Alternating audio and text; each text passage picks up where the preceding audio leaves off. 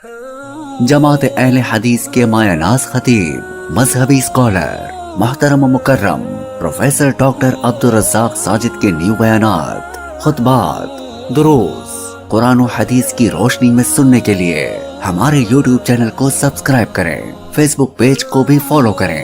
بارک اللہ فیکم۔ اس دنیا میں انسان کی رہنمائی، اس کی خیر خواہی اور اس کی بھلائی کے لیے جو ممکنہ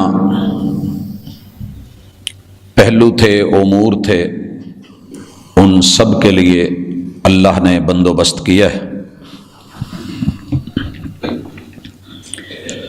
ہر پیغمبر، ہر نبی، ہر رسول اس دنیا میں دو مقاصد کے لیے بھیجے گئے، بلکہ ان دونوں کا خلاصہ اگر نکالیں تو وہ ایک ہی ہے کہ خالق کی مخلوق کو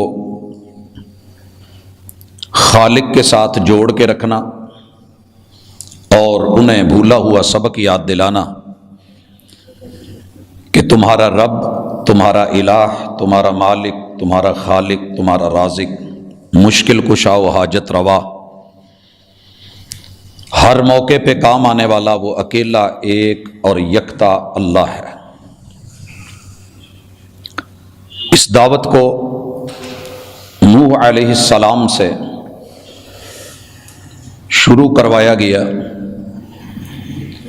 اور محمد الرسول اللہ صلی اللہ علیہ وآلہ وسلم پر ختم کیا گیا۔ انسانوں نے وقت کے گزرنے کے ساتھ ساتھ اس پیغمبر اور اس رسول کی تعلیمات کو جو خالصتاً اللہ کی توحید کا درس لے کے انسانوں کی رہنمائی کر رہی تھی، اور ان کی پوری زندگی توحید کی علم برداری میں، شرک کے رد میں گزری، ان لوگوں نے اتنا بڑا ظلم کیا کہ اللہ کے ساتھ شرک بھی کیا، تو اسی وقت کے پیغمبر کے ساتھ جس نے پوری زندگی لوگوں کو بتایا کہ وَإِلَٰهُكُمْ إِلَٰهٌ وَاحِدٌ، تمہارا رب ایک ہے، خالق ایک ہے، مالک ایک ہے، اللہ ایک ہے، ان لوگوں نے اسی پیغمبر کو اٹھا کے اسی کی ذات کو رب کی ذات کے ساتھ ملا دیا، اور ان کی محنتیں، ان کی کاوشیں، ان کی دعوتیں، ان کا پیام اس کو یوں یکسر رد کیا کہ گویا کہ وہ نبوت کا حصہ ہی نہیں ہے، وہ وہی نہیں ہے، اور اس پر مستزاد کہ وہ ساری باتیں وقت کے پیغمبر کے نام لگا دی، اور ان کی گفتگو یا ان کے الفاظ کے معانی ایسے کیے گئے کہ جس سے کتاب و سنت بھی ابا کرتی ہے، وہی بھی انکار کرتی ہے۔ یہ الزام، یہ بہتان، یہ جرم اللہ تعالیٰ نے بے شمار جگہوں پر ذکر کیا ہے، مگر جہاں بھرپور طریقے سے اسے بیان کیا ہے وہ سورہ مریم ہے۔ اس سورت میں اللہ تعالیٰ نے 98 آیات، 2 کم 100 آیات کا موضوع ہی صرف یہی رکھا ہے۔ یہ وہ سورت ہے جسے حبشہ، جو کہ اس وقت عیسائی لوگ تھے، عیسیٰ علیہ السلام کو ماننے والے تھے، اور ان کو اس وقت لیڈ کرنے والا نجاشی تھا، مسلمان کفار کے مظالم سے، توحید کی دعوت کی وجہ سے تنگ آ کے جب ہجرت کرتے ہیں، اور ذہن میں رہے کہ یہ حبشہ اور جدہ ان دو کے درمیان سمندر ہے، بالکل دوسری طرف جدہ کے سامنے دوسرے کنارے پہ یہ حبشہ ملک ہے۔ رسول اللہ صلی اللہ علیہ وسلم کے رشتہ دار بھی، آپ کی آل بھی، آپ کے اصحاب بھی ہجرت کر کے ادھر جاتے ہیں، اور اس وقت سورہ مریم نازل ہو چکی تھی، اور رسول اللہ صلی اللہ علیہ وسلم کے اصحاب کو یاد تھی۔ مشرکین مکہ کو جب پتہ چلتا ہے تو یہ پیچھا کرتے ہیں، حبشہ تک پہنچتے ہیں، اور نجاشی کو جا کر کے کہتے ہیں کہ ہم اپنے علاقے کے سردار ہیں، بیت اللہ کی کفالت اور پھر اسی طرح اس کے متولی ہونے کا شرف ہمیں ہے۔ یہ کچھ نوجوان، کچھ لوگ ہماری قوم سے بغاوت کر کے، اصولوں کو توڑ کے آپ کے ملک میں پناہ لینے آئے ہیں، ان کو واپس کر دیا جائے۔ نجاشی نے ان لوگوں کو بلا کر کے جب وجہ پوچھی، دعویٰ سنا، تو انہیں جواب دعویٰ کے لیے مہلت دی۔ ان پہ ایک الزام یہ بھی تھا کہ یہ لوگ عیسیٰ علیہ السلام کو اچھا نہیں جانتے، تاکہ وہ غصے میں آ کر کے ان کو واپس کر دے، اور پھر یہ ان پہ وہی مظالم گرائیں اور ڈھائیں۔ یہ اللہ کی توحید کی بات کیوں کرتے ہیں؟ مالک الملک نے جو سورہ مریم اتاری تھی دربار نجاشی میں پڑھی گئی، نجاشی کے رونگٹے کھڑے ہوئے۔ نہ صرف اس نے مسلمانوں کو تحفظ دیا بلکہ اسلام کو بھی اس نے قبول کیا کہ جو کتاب، جو وحی، جس کے الفاظ ان انبیاء کی عصمت کے بارے میں، رفعت کے بارے میں، ناموس کے بارے میں، اور اللہ رب العزت کی توحید کے بارے میں 100% حقانیت پہ مبنی ہے، تو اسے رد نہیں کرنا چاہیے۔ اور یاد رہے کہ یہ وہ خوش نصیب ہے، جب فوت ہوا اور رسول صلی اللہ علیہ وسلم کو خبر ملی تو اس کا جنازہ آپ نے غائبانہ پڑھا تھا۔ یہ سورہ مریم کیا ہے؟ رب نے توفیق دی، زندگی دی انشاءاللہ، تو ہم اس کو آنے والی ملاقاتوں میں بھی تفصیل سورہ مریم کا پیغام امت کے نام ذکر کریں گے، لیکن میں اشارہ کر دوں، اس صورت میں اللہ تعالی نے جناب زکریا علیہ السلام کا تذکرہ اپنی رحمتوں کے ساتھ شروع کیا۔ انہوں نے اولاد مانگی، اللہ تعالیٰ نے یحییٰ بیٹے سے نوازا، اور پھر مالک نے سیدہ مریم ان کا تذکرہ فرمایا، لمبی تفصیل ہے۔ یہ ذکر کرنے کے بعد عیسیٰ علیہ السلام، عیسیٰ ابن مریم، ان کی بندگی، نبوت، کتاب، اس کے تذکرے فرمائے۔ اللہ تعالیٰ نے توحید کے سلسلے میں وحدانیت اور کبریائی کا تذکرہ کرتے ہوئے ابو الانبیاء جناب ابراہیم علیہ السلام، ان کی محنت، ان کی کاوش، مد مقابل نمرودی طاقتیں، اس دور کے نجوم سے، آسمانی سیاروں سے جڑے ہوئے لوگ، ان پہ ایمان رکھنے والے، سورج چاند ستاروں کو پوجنے والے، اور دیگر ان کی شرکیات کا اللہ نے تذکرہ کر کے خوبصورت رد فرمایا۔ اسی صورت میں موسیٰ علیہ السلام نے جب دعوت توحید دی، وہ لوگ شرک کی طرف کیسے مائل ہوئے، فرعونی طاقتیں کیسے مد مقابل آئیں، ان کا بھی تذکرہ کیا۔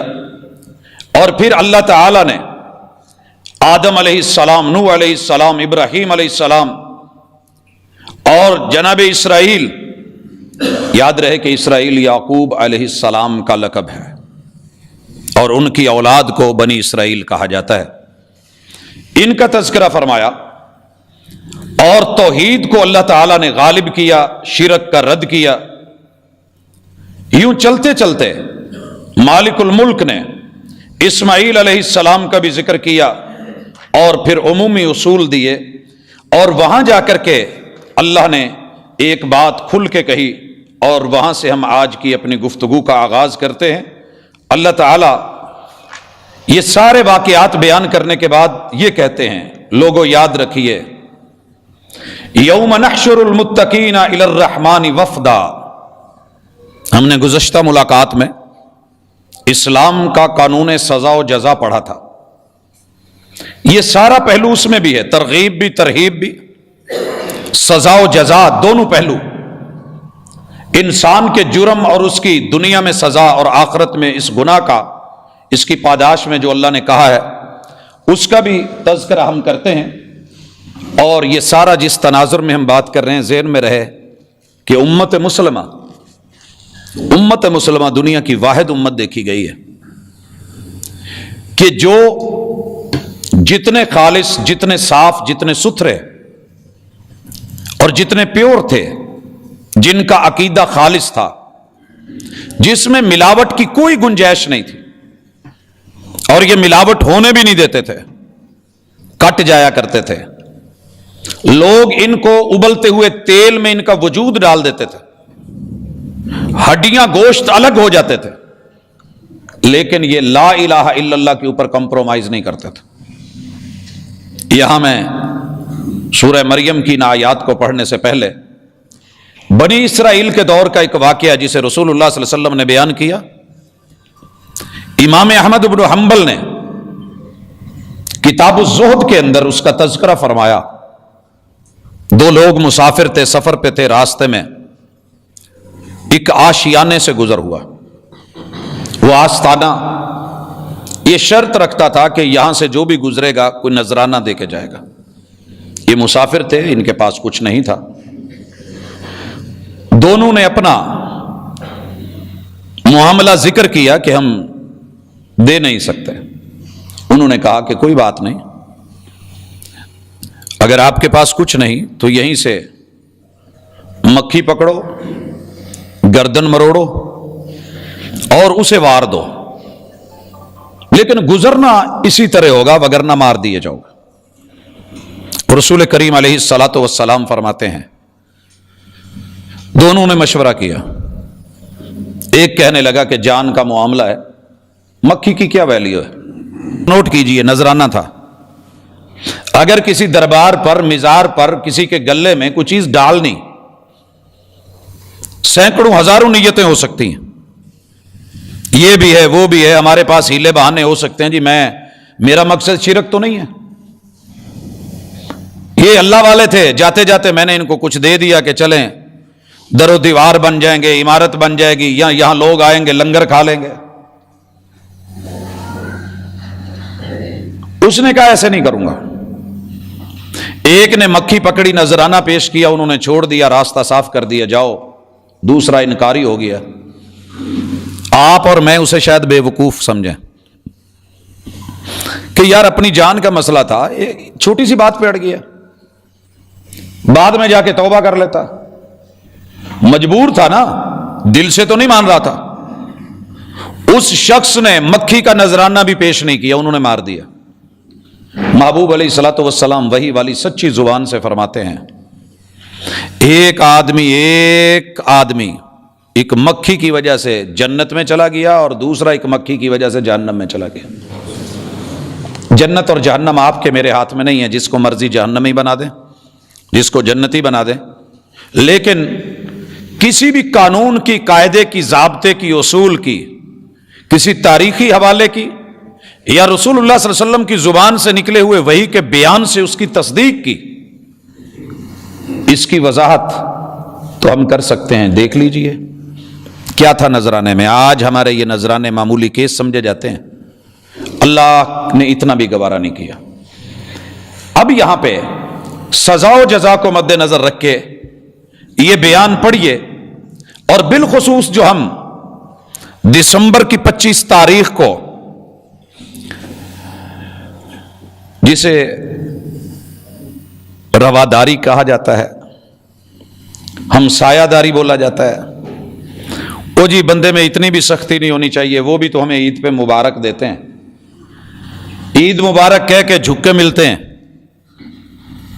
تو ہم کیوں نہیں جہاں رواداری ہے رکھیے، جہاں رواداری ہے رکھیے۔ میں رات سفر میں تھا، شدید دھند، تو ایک جگہ رکا، وہاں دو خواتین پوچھ رہی تھیں کہ پھیمنیاں ہیں، اور صاحب دکان کہہ رہے تھے کہ نہیں، سویاں مل جائیں گی، پھیمنیاں نہیں ہیں۔ رواداری کا تقاضا۔ میں نے کہا جناب ان کی عید ہے، وہ جو بھی ہے، تو جیسے ہماری خوشیوں کے اوپر آپ اہتمام کرتے ہیں، اہتمام تو کرنا چاہیے، وہ بھی تو ہے انسان، انسان ہونے کے ناطے۔ دیکھیے جہاں رواداری جائز ہے کیجئے، مالی معاملہ ہے دیجئے، لیکن جہاں عقیدے کا معاملہ ہو، پوری دنیا میں نے صرف مسلمانوں کو دیکھا ہے کہ ان کا حاکم وقت کہیں سر کے اوپر ان والا لباس عبادت کا پہن کے انہی کے گردوارے میں جا کر کے وہ بننے کی کوشش کرے، تو مسلمانوں کی اپنی تہذیب کہاں ہے؟ میں نے دوسرے لوگوں کو نہیں دیکھا کہ وہ ایسے کریں۔ شاذ و نادر، بہت کم، تقریباً نہ ہونے کے برابر۔ ہر جگہ ہم ہی کو ہی جھکنا ہوتا ہے، دربار پہ جائیں، مزار پہ جائیں، کلیسے میں جائیں، لوگوں جانے میں حرج کوئی نہیں، لیکن اپنا عقیدہ اور اپنے ایمان کے اوپر ثابت قدمی یہ ضروری ہے۔ اگر آپ جا رہے ہیں، کوئی مجبوری ہے، جائیں، لیکن اپنا وجود توحید کے ساتھ جڑا ہوا ضروری ہے۔ وہ حبشے میں جا کے ان کے اوپر اتنا بڑا کلیم آیا ہے کہ جناب آپ کے الہ کو اور معبود کو انہوں نے گالیاں دی ہیں، اور انہوں نے سورہ مریم سنائی ہے، قرآن سنایا ہے، کچھ نہیں تھا پاس۔ آپ اور میں سارا کچھ رکھتے ہوئے حاکم وقت کی اگر یہ حالت ہے تو عام بندہ کیا کرے گا؟ کیا کرے گا؟ اس کے بعد لاکھوں وضاحتیں دیتے پھریں۔ لیکن آپ ہندوؤں کے پاس جائیں تو ان جیسے، سکھوں کے پاس جائیں تو ان جیسے، کرسچنز کے پاس جائیں تو ان جیسے۔ اللہ تعالیٰ کہتے ہیں نہیں، رواداریاں اپنی جگہ سنیے۔ یوم نحشر المتقین الی الرحمن وفدا، یہ حشر کا میدان ہے، وفد لائے جا رہے ہیں، جو اللہ سے ڈرے، بندو سے نہیں ڈرے۔ یہ لفظ اللہ نے استعمال کیا، یوم نحشر المتقین۔ حضرات متقی ہونے کے لیے بریلوی، وہابی، دیوبندی، شیعہ ہونا شرط نہیں ہے۔ متقی ہونے کے لیے پیور خالص مومن، وحی کا حامل و عامل، اللہ رب العزت کے ساتھ جڑا ہوا، اس کا وجود بولے کہ یہ موحد ہے، اس کا عمل بتائے یہ صرف رب سے ڈرنے والا ہے، اللہ کے احکام کو بجا لائے اور اللہ کی منع کردہ چیزوں سے روکے۔ ان لوگوں کے بارے میں اللہ فرماتے ہیں یوم نحشر المتقین الی الرحمن وفدا، قیامت کا دن، جزا و سزا کا دن وہ ہے، مالک یوم الدین، جس دن متقین کو وفد کی صورت میں لائیں گے۔ یہ ذکر کرنے کے بعد اللہ کہتے ہیں وَنَسُوقُ الْمُجْرِمِينَ إِلَى جَهَنَّمَ وِرْدًا، ہم مجرموں کو ہانک کے، اور ان کے ہانکنے کا تذکرہ، چلانے کا تذکرہ، کہ ان کے سامنے جہنم کو چلا دیا جائے گا۔ آپ کو سمجھ آئے یا نہ آئے، ابھی عقل چھوٹی ہے، محدود ہے، جب چیز سامنے آئے گی سب واضح ہو جائے گا۔ بڑے سارے لوگ اس پہ بھی اعتراض کرتے ہیں جی جہنم چلے گی، جی رسول اللہ صلی اللہ علیہ وسلم نے فرمایا، اللہ تعالیٰ نے جہنم کو 70,000 لگام دینی ہے، ایک ایک لگام، اس پہ 70,000 فرشتہ اسے کنٹرول کر رہا ہے، لیکن وہ پھر بھی گھسیٹ کے لا رہی ہے، گردن ہے اور اللہ کی نکلی ہوئی ہے، اور اللہ کو کہہ رہی ہے کہ اللہ اپنے باغیوں کو میرے حوالے کر۔ یہ خوفناک منظر دیکھ کے، یہ خوفناک منظر دیکھ کے، یہاں تو ہماری طرف کوئی گاڑی صرف آ رہی ہو نا تو ہمارے اوسان خطا ہو جاتے ہیں، کوئی جانور آ رہا ہو تو ہمارے اوسان خطا ہو جاتے ہیں۔ وہ اللہ کی مخلوق جو بنی ہی باغیوں کے لیے آگے بڑھ رہی ہے، پیچھے سے فرشتے ہانک رہے ہیں، پیچھے سے فرشتے ہانک رہے ہیں۔ اللہ اس برے وقت سے بچا، ہاتھ پیچھے بندھے ہوئے ہیں اور بیڑیاں لگی ہوئی ہیں، جکڑے ہوئے ہیں، ان کو چلایا جا رہا ہے، جہنم پہ وارد کیا جائے گا اور آواز دی جائے گی۔ ان کی حالت کیا ہے؟ لا یملکون الشفاعہ، آج ان کا کوئی سفارشی جن کی امیدوں پہ انہوں نے شرک کیا تھا، اللہ کے خلاف باتیں کی تھی، جن کو انہوں نے حامی و ناصر مانا تھا، جن پہ امیدیں وابستہ تھی، جن پہ ان کا تکیہ تھا، جو ان کا آسرا و سہارا سمجھے جاتے تھے، کوئی سفارشی وہاں ان کی سفارش نہیں کرے گا۔ الا من اتخذ عند الرحمن عہدا، اللہ کے ہاں جس نے عہد پکڑا ہے، کوئی وعدہ، کوئی وثیقہ کوئی ہے تو لے کر کے آئیں، مگر نہیں ہوگا۔ عہد صرف اتنا ہے کہ سفارش اس کی ہوگی جو موحد ہوگا، اور کریں گے بھی صرف محمد رسول اللہ صلی اللہ علیہ وسلم، وہ بھی اللہ کے حکم سے۔ لا یشفع عنده الا باذنہ، جب تک رب حکم نہیں دیں گے محمد الرسول صلی اللہ علیہ وسلم بھی عرش کے پائے کے سجدے میں پڑے رہیں گے ساتھ۔ دھوکے سے نکلیے۔ اب اللہ تعالیٰ فرماتے ہیں یہ کون لوگ ہیں، یہ کون ہیں جن کو لایا جا رہا ہے؟ وَقَالُوا اتَّخَذَ الرَّحْمَنُ وَلَدًا، یہ وہ ہیں سارے مجرم جن میں بنیادی نقص یہ تھا اور ان کا سب سے بڑا جرم اور قصور یہ تھا کہ یہ جس بھی ہم نے نبی کو بھیجا، ہستی کو بھیجا، انہوں نے اسے رب کا جز، رب کا حصہ یا رب کا بیٹا بنا دیا۔ حضرات 25 دسمبر کے حوالے سے عام بینر لگے دیکھتے ہیں، خیر اللہ کا شکر ہے اویئرنیس آتی جا رہی ہے۔ اگر میڈیا دوسری طرف بڑھا ہے تو اس طرف بھی کردار ادا کیا ہے، آپ بھی اپنا کردار ادا کریں گے۔ دیکھیے وہ ہمیں عید مبارک کہیں تو اس میں کوئی ایسا جملہ نہیں، کیونکہ کیا ہے اس میں؟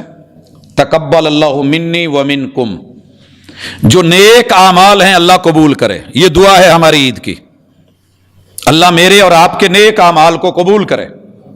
اور اگر عید مبارک ہے تو اس کا معنی یہ ہے کہ اللہ خوشیوں کو مبارک برکت والا کر دے، بڑی اچھی بات ہے۔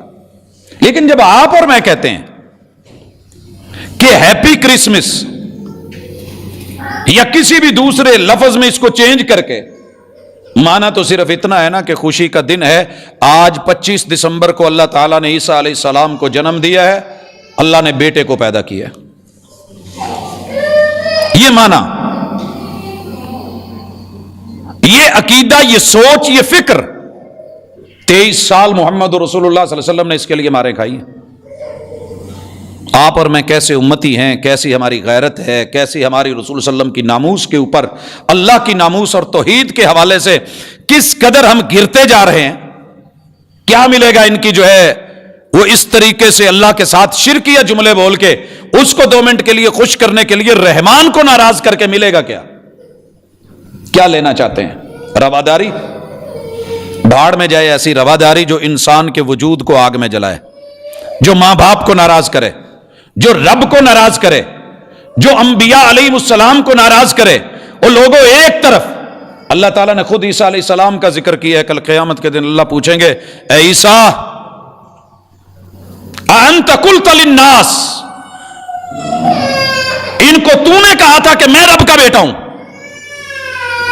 جواب عیسیٰ علیہ السلام کا بڑا کھلا تھا، اللہ جب تک میں ان میں تھا میں رد کرتا رہا، شرک کا، توحید کی دعوت دیتا رہا، اور جب آپ نے مجھ کو اٹھا لیا تو پھر ان کے معاملے تو بہتر جانتا ہے، یہ میں نے ان کو نہیں کہا ہے۔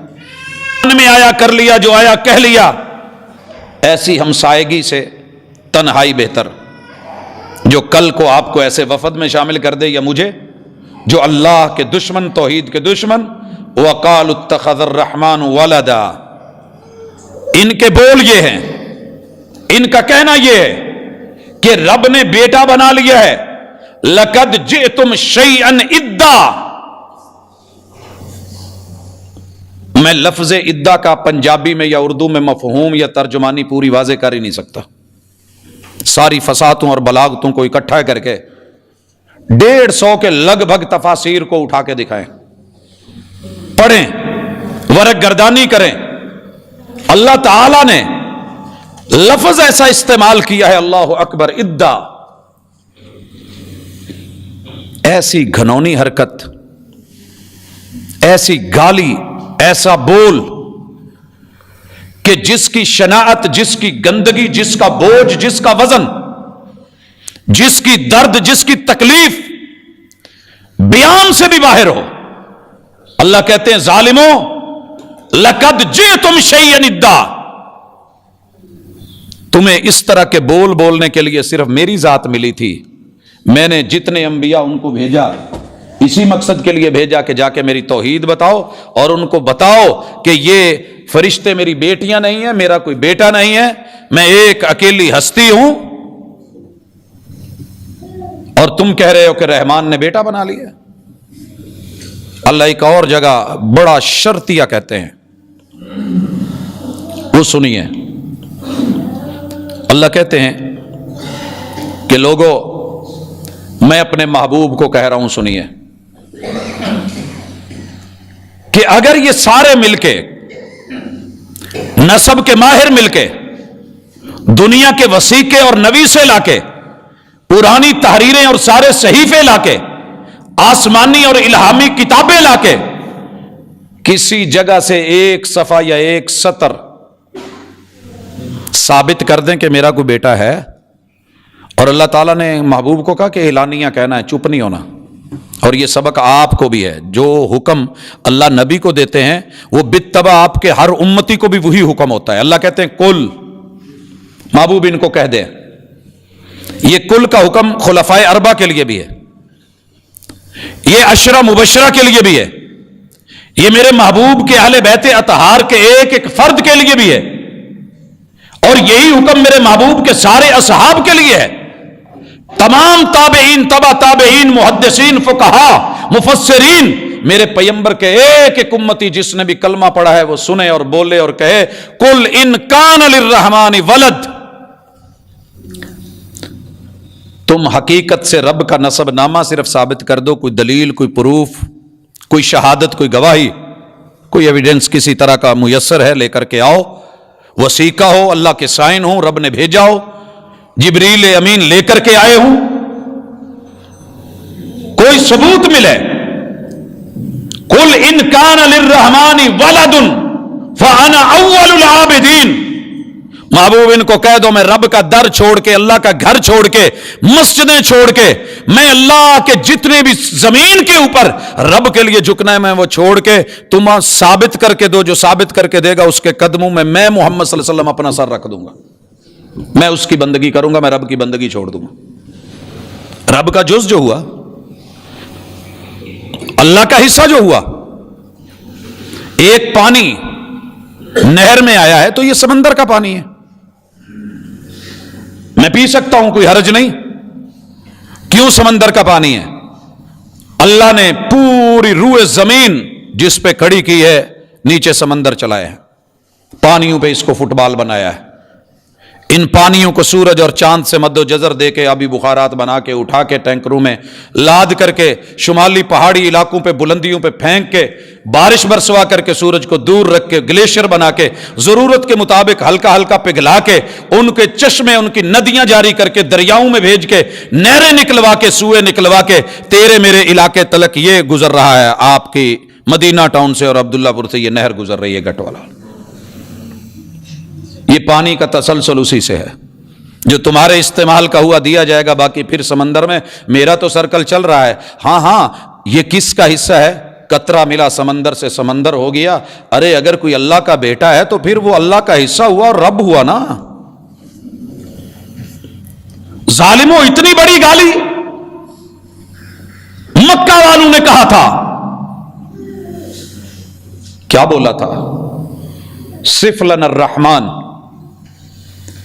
بھتیجے او محمد صلی اللہ علیہ وسلم، یہ لات بھی تیری نظر میں کچھ نہیں، منات بھی کچھ نہیں، عزا بھی کچھ نہیں، ابل بھی کچھ نہیں، ود کی کوئی ویلیو نہیں، سوا کی کوئی ویلیو نہیں، اور یغوس کی کوئی حیثیت نہیں، یعوق کا کوئی معاملہ نہیں، نصر کچھ نہیں، نائلہ کچھ نہیں، یہ 360 کچھ نہیں. اتنا تو بتا صف لنا الرحمن، تیرا رب ہے کون؟ پھر تیرا رب کون ہے؟ کیا کرتا ہے؟ کیسا ہے رحمان؟ الرحمن علم القرآن، اللہ نے پوری سورہ الرحمن اتاری. یہ ہے تمہارا رحمان جو یہ کرتا ہے. اسی لیے اللہ نے تھوڑی تھوڑی دیر کے بعد کہا فَبِأَيِّ آلَاءِ رَبِّكُمَا تُكَذِّبَانِ، ہبل کا عزا کا کیا کھاتے ہو جو ان کی جے منا کے ان کے پیچھے بھاگتے اور اس کو زندہ باد اور اللہ کو چھوٹا کرتے ہو؟ ظالموں، میرے ہی گھر میں ان کو بٹھا کے میرے ہی جو ہے فرنچائز ان کو دلا کے جعلی الہوں کا قبضہ کروا کے کھاؤ میرا۔ اس کے لیے رب نے سورہ الرحمن پوری اتاری اور پھر کہنے لگے کہ یار تھوڑا سا نا ذرا ذات، یہ تو وہ دے رہا ہے، یہ تو وہ دے رہا ہے، ہم مانتے ہیں بارشیں برسا رہا ہے، ہم مانتے ہیں ہمیں پیدا اسی نے کیا ہے، مانتے ہیں نعمتیں اسی کی ہیں۔ اسی لیے کہا فاتحہ میں ام الکتاب میں الحمدللہ رب العالمین، نعمتیں گنو گے ان تعدو، گننا شروع کر دو، اپنے سارے کمپیوٹر، ساری مشینیں، سارے کیلکولیٹرز، پوری دنیا گھوم گھوم کے ایک ایک جگہ کے اوپر جو ہے ہر اینگل سے 360 زاویوں سے کیمرے لگا کے بیٹھ جاؤ اور پھر دیکھو تم میری نعمتوں کو گننا چاہو تو گن نہیں سکتے، گن نہیں سکتے۔ تمہیں پھر بھی پتہ نہیں کہ تعریف کس کی کرنی ہے۔ الحمدللہ رب العالمین۔ ایک روٹی کا نوالا تمہیں کوئی دے دے، ایک برگر لے کر کے دے دے، ایک شاورما لے دے اور ایک جو ہے وہ پیزا تمہیں کھلا دے، تمہیں عمر بھر یاد رہتا ہے، عمر بھر یاد رہتا ہے۔ میں شہر میں ایک جگہ تھا تو دوست شکل سے جانے پہچانے لیکن میں نام نہیں جانتا تھا، ملے، تعارف کروایا، بیٹھے، ساتھ ریڑھی تھی، انار کے دانے نکلے ہوئے تھے، لے کے بیٹھ کے ہم نے کھائے۔ بعد میں جب بھی فون آیا نا تو نہیں پہچان ہوئی، روزانہ سینکڑوں کے حساب سے فون لگتے ہیں، تو کہا پہچانا جی؟ میں نے کہا نہیں۔ کہتے ہیں جی مل کے انار کھائے تھے۔ ایک بات یاد رہ جاتی ہے، رب کی نعمتیں صبح و شام کھا کھا کے، کہ جو فضا میں اڑ رہے ہیں ان کا دسترخوان رب نے فضا میں لگا رکھا ہے، جو پانیوں میں ہے دسترخوان پانیوں میں ہے، جو جنگلوں میں ہے ان کا دسترخوان جنگلوں میں ہے۔ تم تھائی لینڈ کا نام تو لکھوا لیتے ہو ریکارڈز کی بک میں جا کے اور کہتے ہو کہ جناب ورلڈ ریکارڈ بن گیا ہے کہ 32 کلومیٹر لمبا دسترخوان سال کے بعد تھائی لینڈ والے وہ جانوروں کے لیے لگاتے ہیں۔ پوری کائنات کو جس رب نے دسترخوان بنایا ہے اس کی کوئی تعریف نہیں ہے۔ الحمدللہ رب العالمین۔ پھر کہنے لگے تعریف تو کرتے ہیں، یہ بتائیے یہ اکیلا سسٹم چلائے گا کیسے؟ جواب آیا قل هو اللہ احد، وہ اکیلا ہے، وہ طاقتور ہے، وہ اللہ ہے۔ اللہ الصمد، ساری دنیا مل کے اپنے تیروں کے رخ اس کی طرف کر لے، اسے کسی کا ڈر نہیں، بے نیاز ہے، وہ بے نیاز ہے، ہلا نہیں سکتے، اس کا کچھ بگاڑ نہیں سکتے، اسے ان بیلنس یا ہم بیلنس جو ہے وہ نہیں کر سکتے۔ اللہ لا الہ الا هو الحی القیوم، وہ جب جس کو چاہے مار دے، وہ سدا زندہ ہے، اس کی کوئی زندگی لے نہیں سکتا، وہ قائم ہے، اسے کوئی ہلا نہیں سکتا۔ لیکن وہ رب جب چاہے بے نیاز ہے۔ اذا زلزلت الارض زلزالها، جب غصے میں آئے اور زمین کو ہلا دے، پھر نہیں دیکھتا کہ اس کے اندر کوئی دربار آ رہی ہے، کوئی سرکار آ رہی ہے، کوئی دیوار آ رہی ہے، کوئی دستار آ رہی ہے، کوئی بڑی سے بڑی ہستی یا بستی آ رہی ہے، کیا اپنے کیا بیگانے، جب رگڑتا ہے تو پھر برابر رگڑ دیتا ہے۔ سیدہ نے محبوب سے پوچھا یہاں تو رگڑے گئے قیامت کے دن، کہا نیتوں پہ اور عقیدے پہ اٹھائے جائیں گے۔ سنا آپ نے ابھی، ایک کا وفد رحمان کی طرف آ رہا ہے، دوسرے وفد کو جہنم پھینکا اور ڈالا جا رہا ہے۔ تعارف کیا کروایا کہ تمہارا رب ایک ہے، بے نیاز ہے، بے نیاز، آپ اور میں نہیں ہیں۔ آپ یہاں تشریف فرما ہوں، جمعہ پڑھنے آئے ہوں، حالت نماز میں ہوں۔ میں نے کئی کلپس ایسے دیکھے ہیں کہ نماز کی حالت میں جناب کا موبائل نکالا گیا، اس نے کہا نماز تو پھر بھی مل جائے گی، یہ نہیں ملنا، نماز چھوڑی بھاگ کھڑا ہوا۔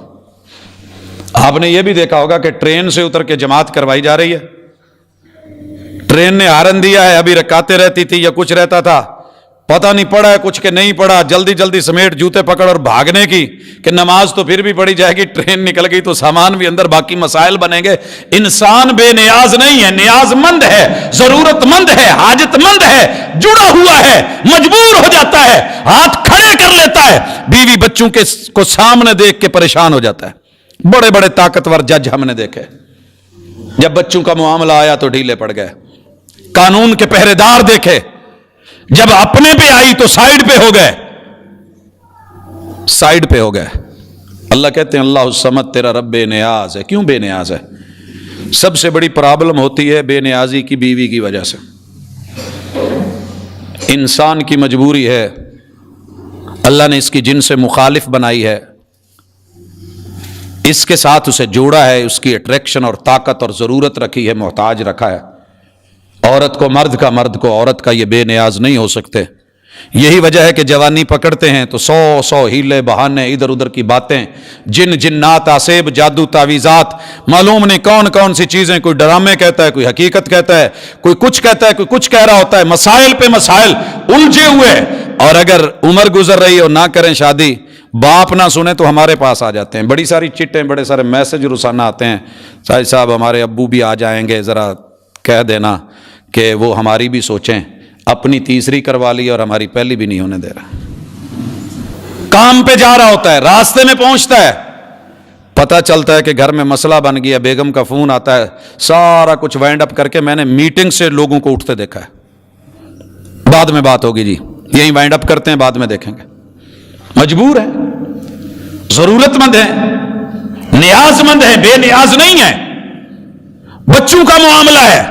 میرے محبوب علیہ الصلوۃ والسلام خطبہ دے رہے ہیں, منبر پہ ہیں, اور یہ وہ ہستی ہیں جنہوں نے بولا تھا کہ جمعے کے دن اگر کسی نے تنکا بھی توڑ دیا نا, صرف بیٹھے بیٹھے, اللہ تعالیٰ اس کا جمعہ اس کے منہ پہ مار دیتے ہیں.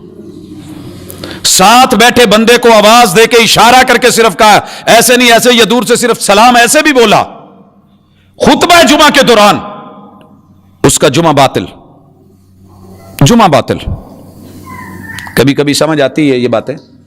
پیپر میں بیٹھے ہوئے ایگزامینر غصے میں آ جاتا ہے, پیپر بھی لے لیتا ہے اور سارا کچھ کیس بنا کر کے اس کو فارغ کر کے باہر کر دیتا ہے. وہ اس کے فائدے کی بجائے اس کے نقصان میں بات چلی جاتی ہے.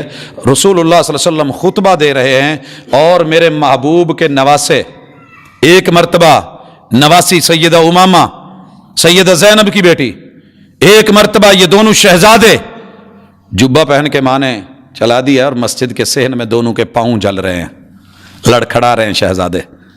جھوٹی باتیں بنائی لوگوں نے, سید کو جہنم کی آگ نہیں چھوئے گی.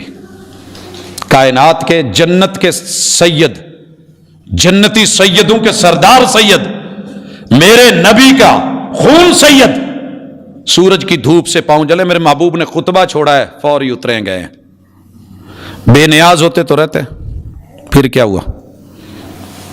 نیاز مند تھے, ضرورت مند تھے, مسئلہ تھا, اٹھایا اور کہا. اللہ تعالیٰ نے اولاد کو آزمائش بنا دیا ہے, آزمائش بنا دیا ہے.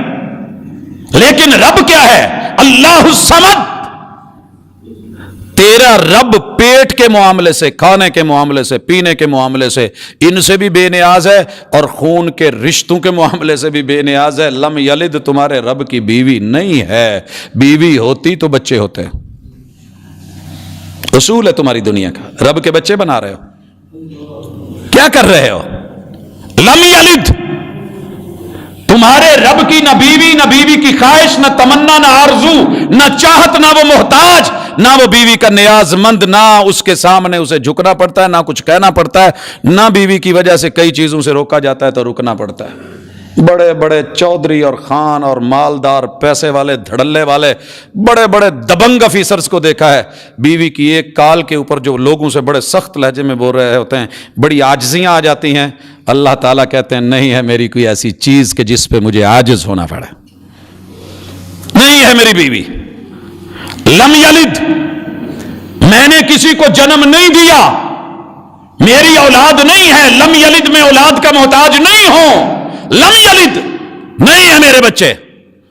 نام چلانے کے لیے بچوں کی ضرورت ہوتی ہے, نسل بڑھانے کے لیے بچوں کی ضرورت ہوتی ہے, سلسلہ نسل اور نسب کو جاری رکھنے کے لیے بچوں کی ضرورت ہوتی ہے. نہ ہو, اسی سورہ مریم نے نبیوں نے ترلے کیے ہیں اللہ کے, اللہ میرا کو وارث بنا دے, میرا وارث بنا دے, میرا وارث بنا دے.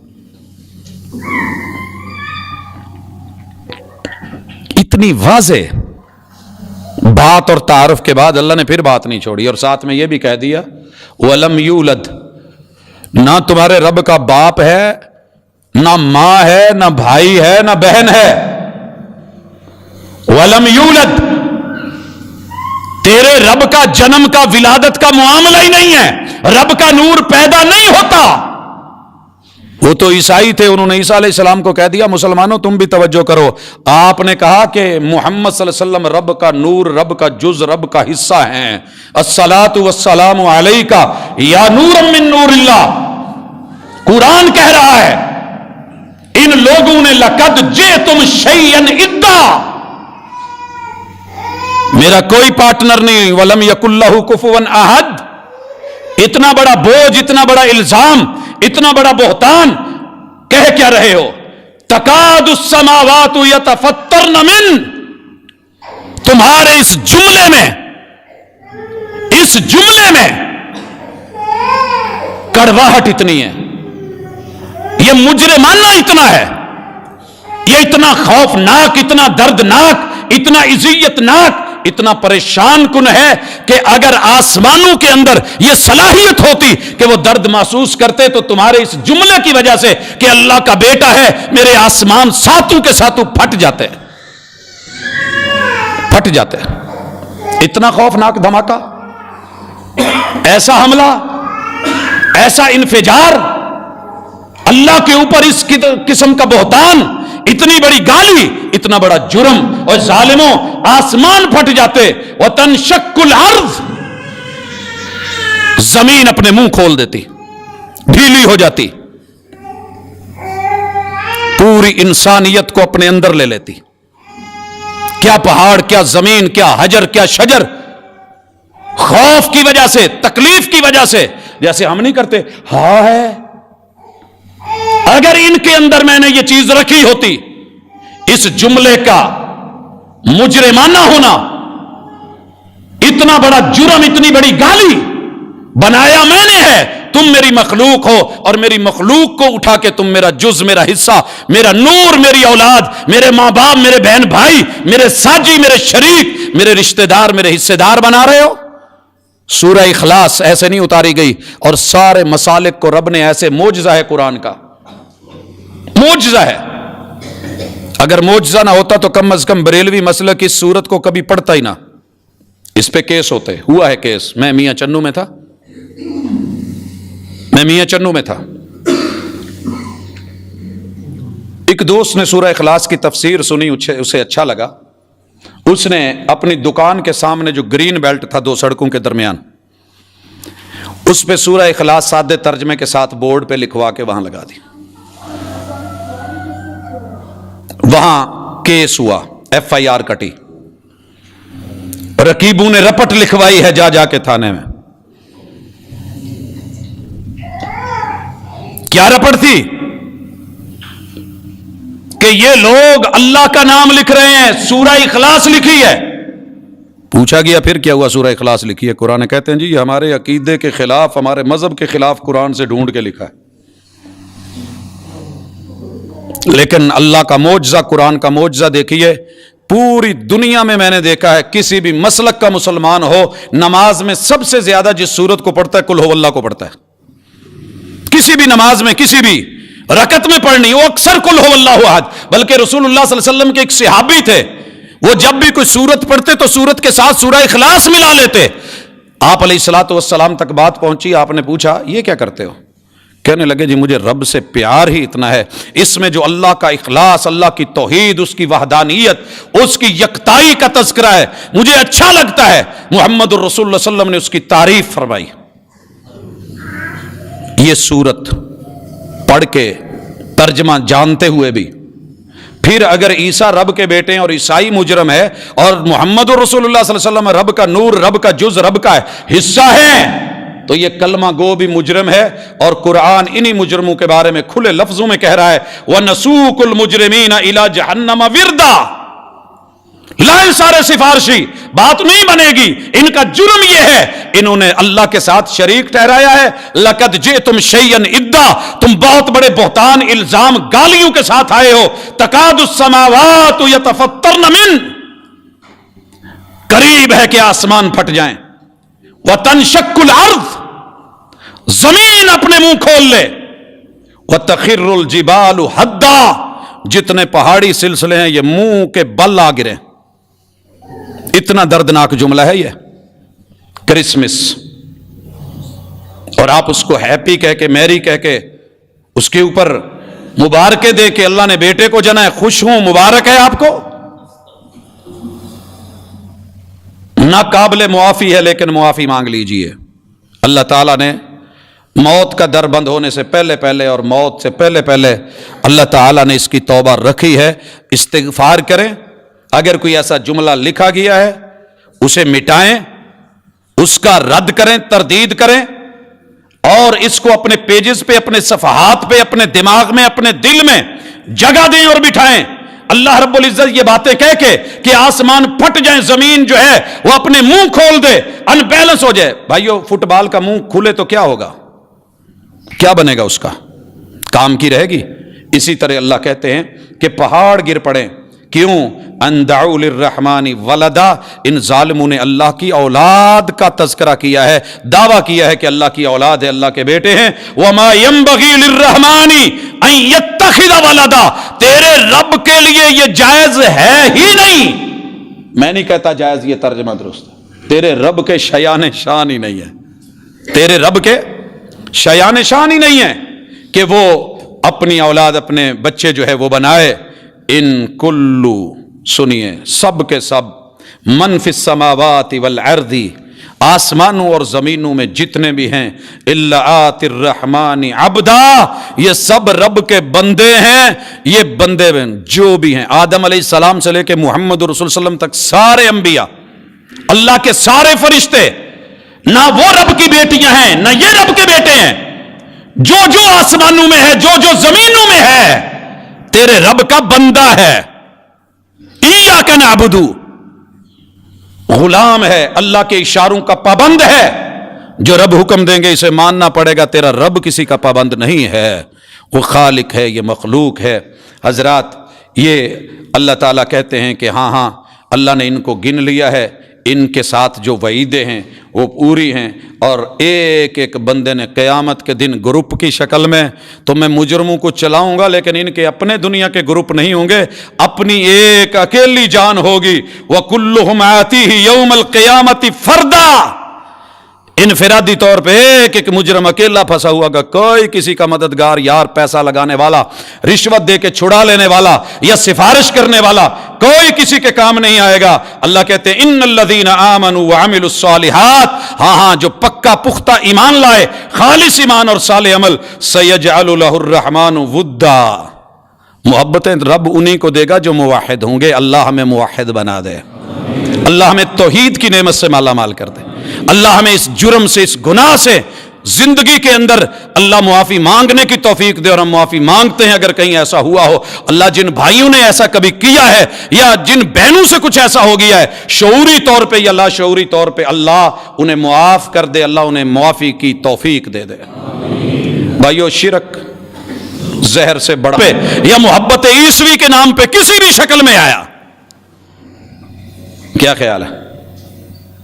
اور یہاں یہ گزارش کر کے سلام کہنا چاہتا ہوں، نبی تو سب برابر ہیں کہ نہیں؟ آمن الرسول بما انزل الیہ من ربہ والمؤمنون کل آمن باللہ وملائکتہ وکتبہ ورسلہ لا نفرق بین احد من رسلہ.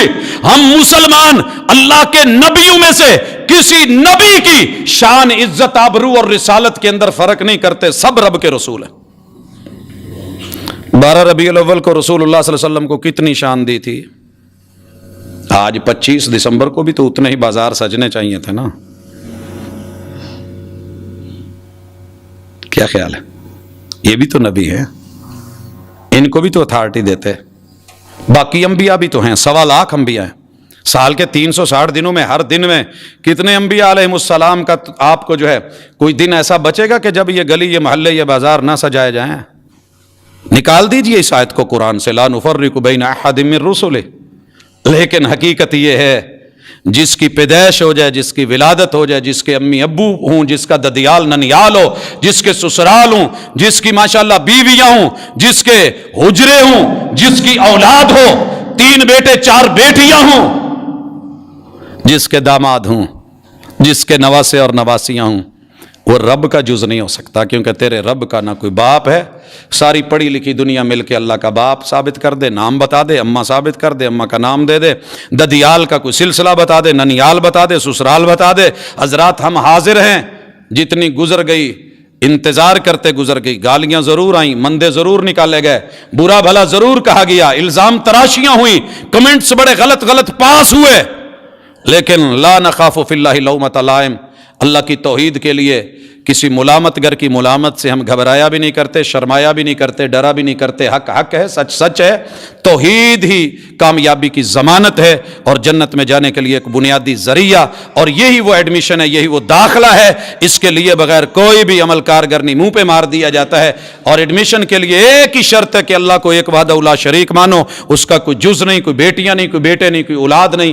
اللہ تعالی ہمیں توحید خالص سے نوازے اور شرک کے امور اور معاملات سے بچائے۔ اقول قولی هذا وآخر دعوانا عن الحمد للہ رب العالمین۔ ان الحمد للہ نحمده ونستعینه ونستغفره ونعوذ باللہ من شرور انفسنا ومن سیئات اعمالنا من يهده الله فلا مضل له ومن يضلل فلا هادي له واشهد ان لا اله الا الله وحده لا شريك له واشهد ان محمدا عبده ورسوله صلی اللہ علیہ وسلم۔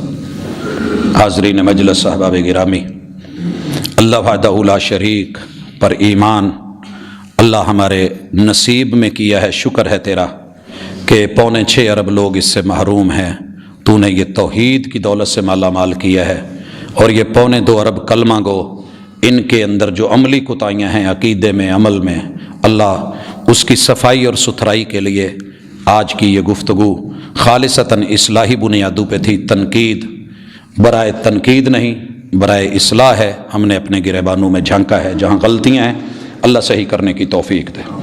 1-2 سوال ہیں، کیا بیمہ پالیسی حرام ہے؟ حضرات، بیمہ پالیسی کے اندر 3 بڑے جرم ہیں، اگر وہ نکال لیے جائیں تو پھر کوئی گنجائش ہے۔ بیمہ پالیسی کی سب سے بڑی دعوت دینے کی جو باعث چیز ہے وہ یہ ہے کہ آپ کے اوپر سورج بڑی تیزی سے چمک رہا ہے، اگر آپ کو کوئی چھتری دے دے تو حرج کیا ہے؟ آپ نے مر جانا ہے، اولاد پیچھے رہ جانی ہے، معصوم ہے، کوئی کسی کا نہیں، نفسا نفسی کا عالم ہے، تو آپ ان کے لیے کچھ نہ کچھ کر جائیں۔ اللہ نہ کرے ایکسیڈنٹ ہو جائے، حادثہ ہو جائے، آپ مر جائیں، یہ ہو جائے، وہ ہو جائے، یا اس طرح کی دیگر چیزیں، اولاد کی تعلیم، شادی، دیگر سہولیات، تو لہٰذا بیمہ پالیسی ضروری ہے۔ ہم آپ کے خیر خواہ ہیں، ہم آپ کے ممد، آپ کے معاون ہیں۔ جب کوئی کسی کا نہیں ہوتا تو ہم آپ کے ہیں۔ دعویٰ بڑا اچھا ہے۔ اس میں پہلی چیز جو قابل جرم، قابل نفرت، ناقابل قبول ہے، پیسہ لیا جاتا ہے، پالیسی بنائی جاتی ہے، اور پھر اس کو کسی نہ کسی شکل میں کہیں نہ کہیں سودی کاروبار پہ لگایا جاتا ہے، جو ضمانت دی جاتی ہے کہ نہیں ایسے ہم نہیں کرتے، وہ صحیح نہیں ہے۔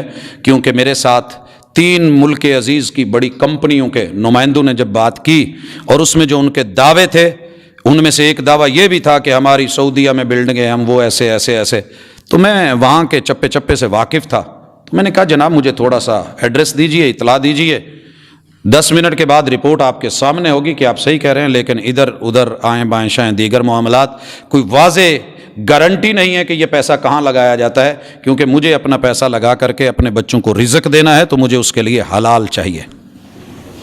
ماں کے ساتھ جرم کر کے، رب کے ساتھ جنگ کر کے، میں مرنے کے بعد اگر اپنے بچوں کے لیے کچھ سایہ اور چھتری دے بھی گیا تو درست نہیں ہے۔ دوسری چیز کہ اس میں جوئے کا عنصر بڑا غالب دیکھا گیا ہے۔ پالیسی بنا لی، بعد میں اسے جلدی بٹورنے کے لیے میں نے فیکٹریوں کو آگ لگتے دیکھی ہے، لگائی جاتی ہے۔ میں نے گاڑیوں کو جان بوجھ کے نہروں میں پھینکتے، پلوں سے مارتے، دیواروں سے ٹکراتے، اوپر کھڑے ہو کے اینٹیں پھینک کے سکرینیں توڑتے دیکھا گیا ہے۔ یہ کر لیں، وہ کر لیں، اس کے بعد جو ہے ہم کلیم کریں گے۔ اور میں فتح پور سے گزر رہا تھا، ایک ہوٹل پہ رکا، 2 بڑے ٹینکر تیل کے آگ لگی ہوئی برابر کھڑے ہوئے، تو مجھے شک پڑا، میں نے ہوٹل والوں سے پوچھا، وہ کہنے لگے جی تیل کہیں پیچھے بیچ آئے تھے، ان کا وہ جو ہوتی ہے انشورنس وغیرہ یہ ساری ہو چکی تھی۔ پالیسیاں مختلف شکلیں ہیں، مختلف ناموں کے ساتھ ہیں، یہ اس میں پرابلم تھی. یہاں آ کر کے انہوں نے کھانا کھانے کے بعد تھوڑی بہت کسی طرح وہاں آگ دی ہے اور یہ اس کو کلیم کر لیا. حضرات یہ سارا چلتا ہے، وہ انشورنس ہو، وہ بیمہ پالیسی ہو، وہ لائف کی ہو، وہ کسی اور اعتبار سے ہو. یہ دوسرا جوئے کا پہلو، دھوکے کا پہلو، فراڈ کا پہلو جو اس میں ہے وہ بھی ہے. اور تیسرے نمبر پہ سب سے بڑی چیز، انسان کا جتنا مال پیسہ ہوتا ہے اس کے ورثاء خود اللہ نے ان کو ریکمینڈ کیا ہے، ثابت کیا، ان کے نام سورہ نساء میں دیے.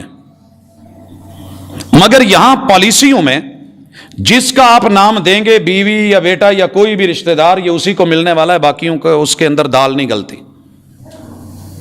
اسلام کے نظام وراثت کے خلاف تیسرا یہ بڑا. اور چوتھی چیز جو معاشی اعتبار سے آج آپ سوچئے، جو رقم آپ سے پہلے آج سے 10 سال 20 سال پہلے لی گئی اور 20 سال کی پالیسی تھی یا 10 سال کی تھی، تب کی اس رقم اور آج کے سونے کا ذرا موازنہ کر کے تو دیکھیں، جتنی طے ہوئی تھی اتنا جو ہے وہ ویلیو جو پیسے کے ساتھ گرتی ہے. مثلا بعد میں آپ کو آ کے 20 لاکھ 50 لاکھ کا جو کہا گیا ہے، تو اس سے کئی گنا زیادہ میرے اپنے پیسے کی ویلیو، اگر وہی سونا وہی میرے پاس ساری چیز ہوتی تو اس کی وہ ویلیو تھی، مجھے کچھ نیا نہیں دیا گیا. اس اعتبار سے بھی محل نظر ہے. تو لہٰذا اسلام اس کی حوصلہ افزائی نہیں کرتا. علماء کے فتوے لے کے سارے گھوم رہے ہیں، لیکن جب ان کو بٹھا کے، مجھے بڑی اچھی طرح یاد ہے، سب سے پہلے اسٹیٹ لائف والے آئے، انہوں نے کہا جناب ایسے سب سے اچھے، بہترین، زبردست، اللہ کا کرنا ہوا ان کی لڑائی ہوگی اور وہ EFU میں چلے گئے. پھر وہی صاحب میرے پاس ہے جی، وہاں کچھ اولے تھے، میں بتا نہیں سکا، مجبوری تھی، کمپنی کی جو ہے وہ رواداریاں ساری رکھنی پڑتی ہیں. میں نے کہا پہلے اولے بتا، بعد میں بات کریں گے. نہیں جی EFU بہتر ہے. میں کہہ رہا ہوں نا کہ چلے آپ مان لیں کچھ چیزیں نہیں بتانے کے قابل ہو. میں نے کہا نہیں پہلے بتا، یہ جرم ہے، بتائے. میں نے کہا EFU کو کب ریزائن دینے والے ہو؟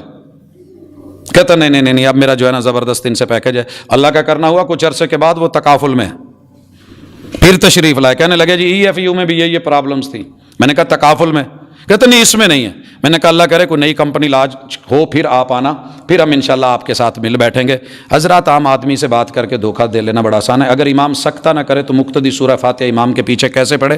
جب آیت پڑھی جاتی ہے اس آیت کے ساتھ آیت پڑھی جائے گی. سکتہ ہو تو جب امام رکتا ہے ولضالین کے بعد تو وہاں پڑھی جا سکتی ہے. اگلا سوال یہ ہے کہ کیا سورہ فاتحہ سن لینا کافی ہے؟ میرے بھائی اگر یہ سن لینا کافی ہوتا تو محمد رسول اللہ صلی اللہ علیہ وسلم کی ذات کبھی یہ برڈن نہ ڈالتے. آپ نے کہا تھا لولا ان اشک علی امتی لامرتہم بالسواک، اگر میری امت پہ یہ بات مشکل یا مشقت والی نہ ہوتی میں امت کو کہہ دیتا. کیا کہتا؟